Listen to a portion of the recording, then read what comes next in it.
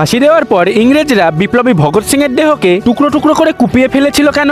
এছাড়া তার জ্বলন্ত চিতাকে মাঝপথেই নদীর জলে ফেলে দেওয়া হলো কেন? তো চলুন সেই হৃদয় কাঁপানো গল্পটি জেনে নেওয়া যাক। 1931 সালের 23শে মার্চ বিকেল বেলায় ভগৎ সিং, রাজগুরু এবং সুখদেবকে ফাঁসি দেওয়া হয়। বলা হয় ফাঁসির মঞ্চে দাঁড়িয়ে প্রায় 15 মিনিট ধরে তারা তিনজনে মিলে ইনকিলাব জিন্দাবাদ ধ্বনি দিয়েছিল। এছাড়া ফাঁসির পর তাদের দেহকে ফিরোজপুরে একটি নদীর পাশে নিয়ে গিয়ে ইংরেজ পুলিশেরা সেগুলিকে কুপিয়ে টুকরো টুকরো করে তারপর সেই দেহে কেরোসিন তেল ঢেলে তাতে আগুন লাগিয়ে দেয়। আর যখন সেই চিতা জ্বলছিল তখন আশেপাশের গ্রাম থেকে মানুষজন সেদিকে ছুটে এলে ইংরেজ পুলিশেরা ভয় পেয়ে মাঝপথে সেই জ্বলন্ত চিতাকে পাশের নদীতে ফেলে দেয় এবং তাড়াতাড়ি করে সেখান থেকে পালিয়ে যায়। এরপর সেই গ্রামের লোকজন সেই বিপ্লবীদের দেহের টুকরোগুলিকে গুছিয়ে নিয়ে তার অন্তিম সংস্কার করেন। তো বন্ধুরা, এনাদেরকে শ্রদ্ধা জানাতে ভিডিওটিকে একটি লাইক করে কমেন্টে অবশ্যই জয় হিন্দ লিখে জানান। আর আপনি যদি একজন ভারতীয় হয়ে থাকেন তাহলে অবশ্যই চ্যানেলটিকে সাবস্ক্রাইব করে রাখুন।